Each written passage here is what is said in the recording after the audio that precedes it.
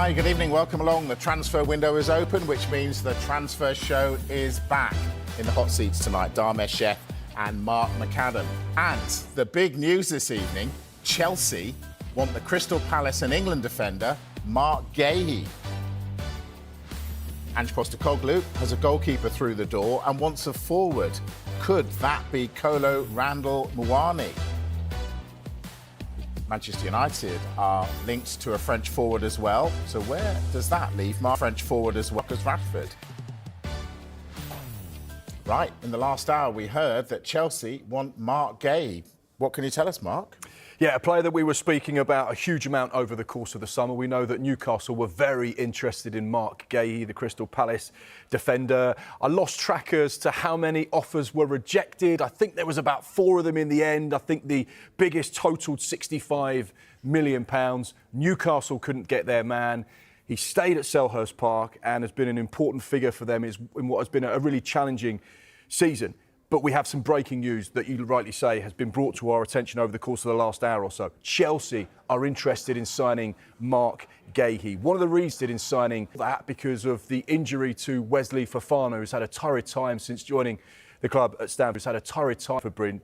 Really has found game time hard to come by because he hasn't been able to get a consistent run. However, Chelsea are looking at their current squad, they're looking at the defensive injuries, and they see Marc Guehi as someone that potentially could step into the plate. Just 24 years old, significantly, he only has 18 months left on his current Crystal Palace contract. One thing that's really interesting about this as well is because there is one player that's currently on loan from Chelsea to Crystal Palace, Trevor Chalobah. So it may be an interesting topic of conversation when the dialogue happens between Crystal Palace and Chelsea and they say, well, look, we're interested in Marc Guehi. However, if we can't come to an agreement there, we might have to recall Chalobah. So which would you rather lose? So that might be an interesting point when the two clubs do start to communicate. But the key news is Chelsea interested in Marc Guehi. Like that. Dharmesh, there was a time when Chelsea were doing business and we all giggled behind our hands. We don't do that anymore because it looks like they've done brilliant business and they've got their squad right. Do we expect them to actually do more business in this window? I think when you talk about more business, I think they'll always be open to doing business, depending if the right opportunity was to come along. But we should also look at potential departures at Chelsea, which was the big theme before June the 31st. And I've taken, 3 or 4 minutes into this transfer show to mention those 3 letters, PSR. And I'm not saying Chelsea are in danger of breaching PSR, but every single club will have that just lurking in the background. They want to make sure that they're not scrambling around trying to do deals before June the 30th to ensure that they can go into the summer and really, really go for it. So I think there could be an opportunity, if the right offers were to come to Chelsea, for a few of their players to be allowed to leave. I think they would listen to offers for the likes of Ben Chilwell, for Carney Chukwuemeka and Cesare Cazorla, and I don't think Enzo Maresca has made a secret of that. He's pretty upfront, is Enzo Maresca. When he's asked a question, if Ben Chilwell's been out of a squad, for example, for a few weeks, has he got a future here? Maybe he hasn't. Maybe we have to listen to offers in January. So I think, while we speak about Marc Guehi, just keep an eye on potential departures at Chelsea as well. Definitely. Mark, PSG's forward, Kolo Muani, attracting interest. Is there a possibility he could go to Manchester United? Certainly a possibility. I know Dharmesh has just mentioned it there, PSR. I'm not saying, again, Manchester United are in trouble with regards to PSR, but they certainly have to watch what they do. And as Ruben Amorim has mentioned a number of times, it may be a one-in, one-out scenario. They have to free up some cash to allow them to go into the transfer window. One player that they have been linked with, and it's been quite a heavy link as well over the course of the last 24 hours, like you say, Kolo Muani, the PSG centre-forward. He hasn't had a lot of game time recently, just a couple of goals in 14 appearances in all competitions so far this season at PSG. So it would seem like he's surplus to requirements. There have been reports on social media that Manchester United and Spurs from the Premier League are interested in Muani, as is Juventus of Serie A. He's got a long contract, though, 3.5 years left on the deal that he signed at PSG, so he has a lot of time with regards to that. That's why potentially a loan deal could be what clubs are exploring. I know a lot of people will say, well, hang on, if Manchester United are interested in Muani, does that mean potentially someone else, high profile, earning a lot of cash, could be departing Old Trafford Who could in he this possibly window. mean, Dharmesh? Who could he be talking about? I think. We're talking about Marcus Rashford, of course. Now, a number of clubs, we're told, including the Serie A club, AC Milan, are discussing internally. That's how far it's gone so far, about whether they want to make a move for the Manchester United forward, whether they want Marcus Rashford. To be able to do any kind of deal, though, it would have to be a loan deal, number one. And coupled with that, they would require Manchester United to pay quite a big portion of Marcus Rashford's wages, a big portions which are reported to be north of £1,000 a week. Why would United do that? Well, I'll come to Why would United do to that in just a moment, Okay. because there could be method behind any kind of potential deal that they could do here.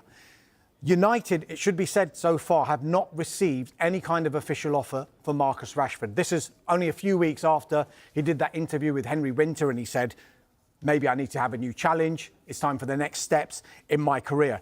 When Ruben Amorim has been asked about Marcus Rashford, and he's been asked a lot, nearly in every single press conference, he's left him out of squads. He brought him back for the squad against Newcastle, was an unused substitute. But he's always said, this is up to Marcus Rashford.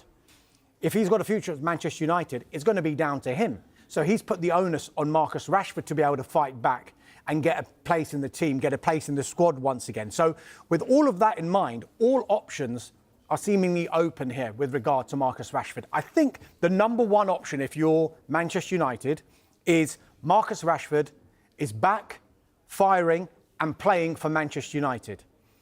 And if he was to do that, come the summer, one of two things could happen. He could still become the legend that everyone thought he was going to become at Manchester United for the rest of his career, or his performances, if they have been good for Manchester United, would only enhance any kind of market value if they decide that they want to sell him in the summer. The alternative, which you were alluding to before, is a potential loan. Now, the optics don't look great on that, admittedly. If they're going to loan Marcus Rashford out in January and pay that club part of the wages to have Marcus Rashford in their team and not at Manchester United, it doesn't look great. But there's another way of looking at this, because if Manchester United have decided his value is not going to go up for the remainder of this season because he's not going to get the opportunities in the first team, if he can go away on a straight loan to another club and play really, really well, he can then come back to Manchester United with an enhanced market value. A couple of big ifs in there. There are big ifs, but I think Manchester United will look at the example of Jadon Sancho. His value did not look good when he fell out with Erik ten Hag way back in that September, and there was 4 months to go until the January transfer window opened. And everyone was thinking, if they sell him permanently here, they're hardly going to get any money. But they managed to do a straight loan deal with Borussia Dortmund. Yes, they had to pay some of the wages, but Jadon Sancho performed so well. He was a key member in Borussia Dortmund reaching the Champions League final that year, when he came back in the summer, his market value suddenly went up. And Chelsea thought, there's a player in there still that we can utilise. So they got him on a loan with an obligation to buy, and that obligation price is in excess of £20 million, which is probably more than Manchester United could have hoped to have got if they tried to sell him off the back of 4 months of no football. So maybe that is an example that United could use with regard to Rashford. Right. You've laid your Jadon Sancho cards on the table. I'm going to raise you a Calvin Phillips, because that was the same thing. Or he could increase his value if he went out on loan. Didn't happen. So it is a couple, as I say, of big ifs in the Rashford situation. There's big ifs, but this is a calculated risk if they were to do that. Because if you were to think about what the value of Marcus Rashford is now, when he's not playing, it's not going to be what Manchester United want. There won't be any suitors at the price that they want. So if he was to go away and not perform, he would come back and the market value that he's got now wouldn't be affected. Whereas there is the chance that he can enhance that market value if he's playing regularly until the end of the season. Fair enough. Go on, Mark. One key thing about Marcus Rashford, and this is where Manchester United have to play clever, because he's come through the academy, he represents 100% profit with regards to PSR. So therefore, if they sell him, just say for £30 million in this window, if that's what they decide to do, that's 30 million to offset against PSR. They don't want to let him go cheap. They don't want to let him go free, because potentially that value in the summer could be 50 million, which again makes a huge difference to what they do financially. So they have to tread carefully and play clever with what they do with Marcus Rashford, because he's a real asset with regards to PSR. Mark, he says he wants a new challenge. Do you think he'd benefit from a new challenge? Definitely. I think there's a lot of people that watch Marcus Rashford over the course of the last few seasons, and you've seen the very best and very worst of him on and off the pitch. It feels like he needs a new challenge. It feels like he needs a bit of love, and he needs to be in a place where he's happy. Because I watch him as a footballer, and I don't think he looks like a happy footballer at the minute. And you almost sort of want to put your arm around him and check on him and feel he's all right. Because at the heart of this Manchester United icon is a human being who clearly is going through a difficult time at the moment, and he just needs to get back on the pitch doing what he does so well, which is scoring goals, terrorising defences and being a real asset. And if he was to come out and say, as he did publicly with Henry Winter, I need a new challenge, I need to try something different, I need to take my life in a slightly different direction. So obviously, to do that openly when you're at Manchester United, I think shows a lot about where he's at with his headspace. So, yeah, I think he needs a new challenge. I think you'll see a brilliant Marcus Rashford in a new place, maybe in a new country, in a new league. And then maybe down the line, you'll start to see the best of Rashford again at United, or he'll start somewhere afresh. You said there, you used the phrase, he needs to feel a bit of love. I think we could use that phrase for Joshua Zirkzee, given how he was treated by his own fans last week. Do you think he could go this month? I don't think he'll go, because I think Manchester United see so much potential in him. He joined the club last summer from Bologna. He's only scored 4 goals in 23 appearances in all competitions, but he has featured in every single Ruben Amorim squad. So clearly the boss likes him at Amorim squad Manchester United. But there's some interest from Juventus. One of the reasons why that's interesting, and they would be interested in a loan, is because Juventus are currently managed by Thiago Motta, who was, of course, the manager at Bologna. So he's worked with Joshua Zirkzee. He knows what he's all about. He knows his qualities. Our information is Joshua Zirkzee himself has no desire to leave Manchester United in this window. He wants to stay, fight for his place, and prove to the fans that have been booing him that he's a great player, he's a good asset, he's an important team player, and he wants to show what he can do. So the player himself has no interest in leaving whatsoever. We've also reported the likes of Napoli, Inter Milan, AC Milan, and other Premier League sides that would also be interested in signing him. So I don't think this is one that's going to go away, but I certainly don't think it's one that's going to happen in this window. Dharmesh, do Manchester United want to offload Antony? I mean, I think they would listen to offers for him. And we're told today that a number of clubs, including those from Spain and Greece, have actually approached Manchester United. So there has been club-to-club contact over a possible loan for the winger Antony. Now, he's been out of favour throughout the whole of this season. Erik ten Hag wasn't picking him from the start in the Premier League. Since Ruben Amorim has come to the club, Antony hasn't started a Premier League game. So they will, I think, consider offers for Antony. It could be seen as the same way as what we saw with Sancho and what we saw with Rashford, because the value of Antony, if they were to sell him now, nowhere near the £82 million that they spent back in 2022 to Ajax. So I think with that in mind, if he's not going to be featuring under Ruben Amorim, if he was to go away and maybe perform well, then maybe he can enhance his market value a little bit more, and then they can revisit and reassess in the summer. OK. What about players coming in who can play to the system that Amorim wants? Is there any word that that's going to happen? Yeah, I mean, Mark mentioned Kolo Muani, who looks like he's on Manchester United's radar on a loan deal anyway. But the left back or the left wing back area is a real problematic area for Manchester United, and it has been for the past 18 months.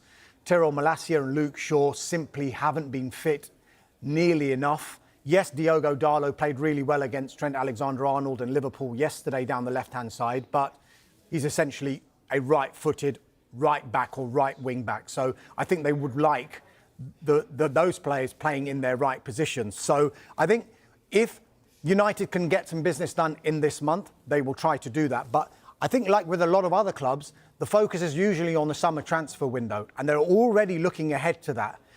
One player that they have been doing due diligence on is the PSG left back, left wing back, Nuno Mendes, the Portugal international. He's entered the final 18 months of his contract at PSG, and talks over a new contract have so far failed to find a resolution. And I know Mark in the 5 o'clock show was mentioning when a player gets down to 2 years, you need to either tie him down to a new contract or sell. This guy's down to 18 months now. So he's 1 year from now, if he hasn't signed a new contract, he can speak to clubs outside France over a pre-contract agreement. One player that does look like it is very, very close to happening, is United have agreed a deal to sign the Paraguayan left-back. His name is Diego Leon from a club called Cerro Porteño.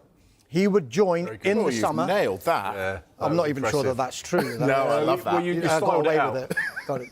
Cerro Porteño. He would join in the summer, however, because he actually doesn't turn 18 until April, and it's thought the player will arrive in Manchester at some point this month to take a medical, and then United will formally announce that as a deal done. Now, I love what you two have said about get a player 2 years out from the end of his contract, tie him down. Liverpool have let 3 key players get down to 6 months. So let's talk Liverpool. And once again, Mark, Mo Salah has been on social media. What's his game? What's he doing? Only he can answer that question.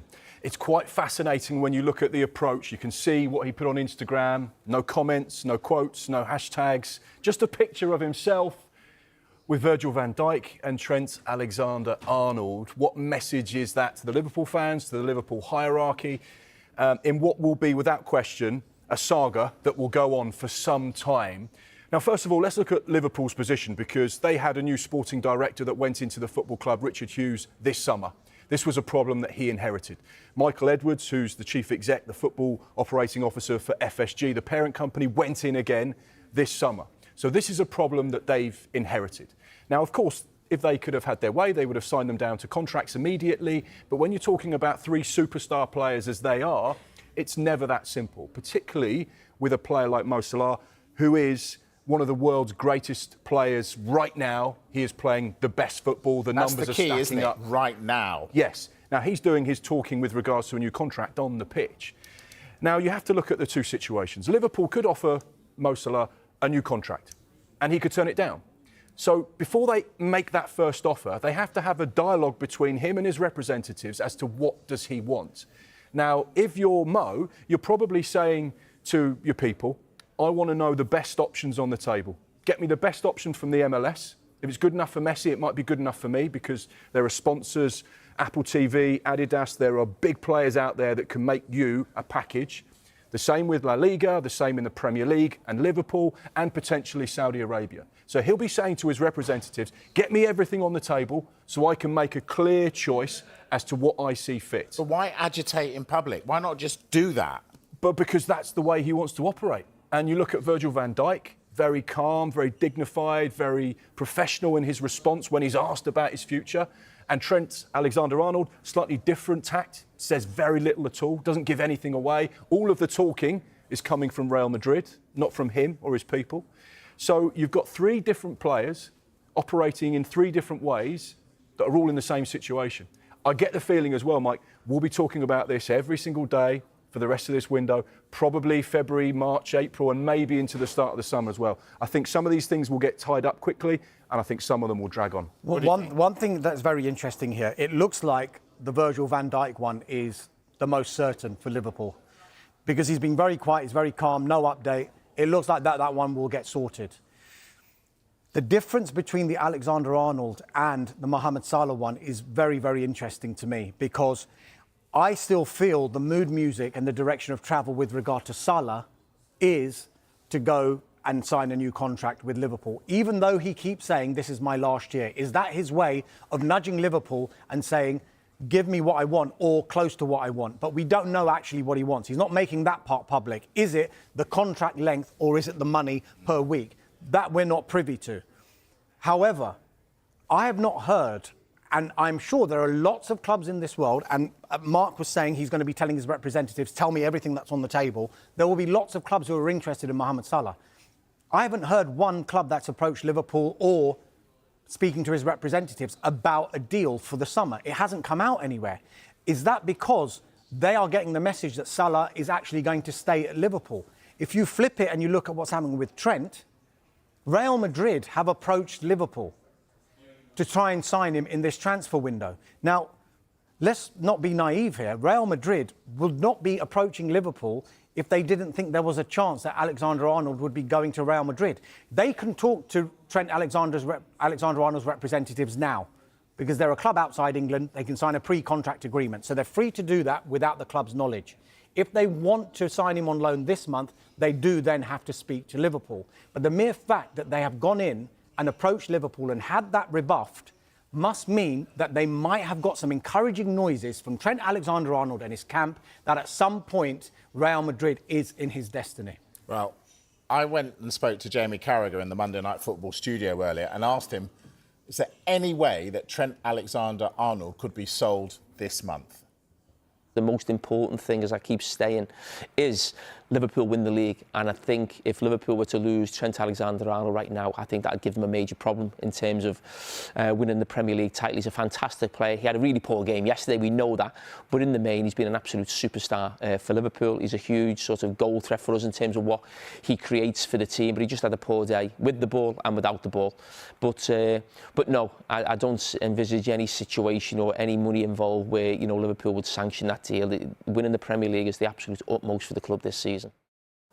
Explain this to me then, Mark. So Real Madrid have made an approach to Liverpool. Yeah. So we think they'll offer them, I'd say, £20 million, Yeah. which is not a lot of money, Yeah. but it's 20 million more than they'll have to pay in the summer. Yeah.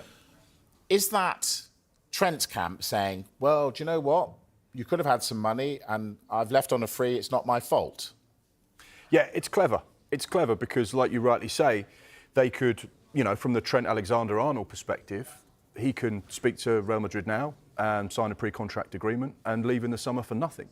Whereas he's almost shifting that decision, that responsibility onto Liverpool a bit because he'll say, well, you could have had some money for me.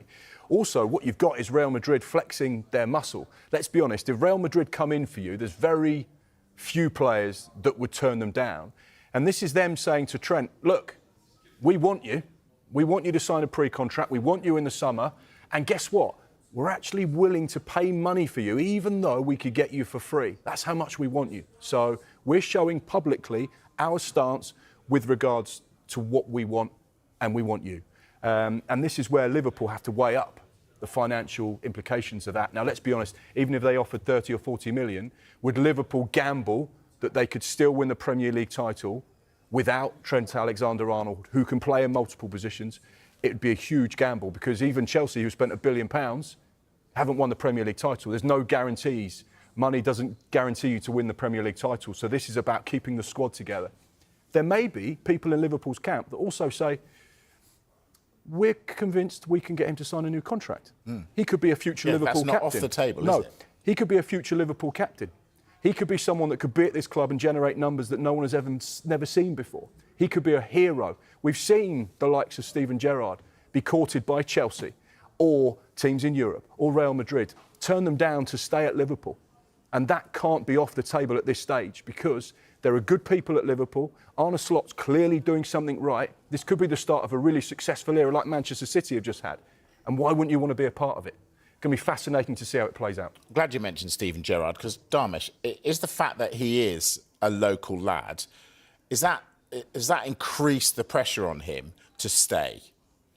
I was listening to Gary Neville and Jamie Carragher having a debate on this on Super Sunday and Daniel Sturridge. And Gary Neville says it does make it a little bit more difficult for someone like Trent Alexander-Arnold because these almost will be treated differently. They're almost saying if Virgil van Dijk and Mohamed Salah were to leave, they'd leave as legends. But if Trent was to leave, he wouldn't. Whereas I think the whole money thing starts coming into it. But Jamie Carragher made a great point. I don't know whether he said it when he spoke to you, but if Trent Alexander was to leave for nothing, that made a loss. He didn't cost them anything. Yeah. Whereas if Mohamed Salah and Virgil van Dijk were to leave for nothing, that actually cost Liverpool some money. So it makes it a little bit curious when the narrative goes against Trent Alexander-Arnold in that way. And in fairness to Trent Alexander-Arnold, I mean, I think he scored the other day against West Ham and he was doing this celebration. Like, there's a lot of talking going on, but he's not doing any talking. It's just people are coming to assumptions, as I have here, in a way, when I say Real Madrid must have been given some encouragement for them to go and approach Liverpool to try and get Trent Alexander to join in this month. But as Mark said, and you'll be pleased to know, we'll be talking about this for the next 25 days. And let's not forget, Liverpool have let the players' contracts run down to this situation. All right, the boys mentioned Jamie Carragher. Jamie says that Arsenal cannot win the league unless they strengthen in attack. Does Mikel Arteta agree? We'll hear from both next. See you in a moment.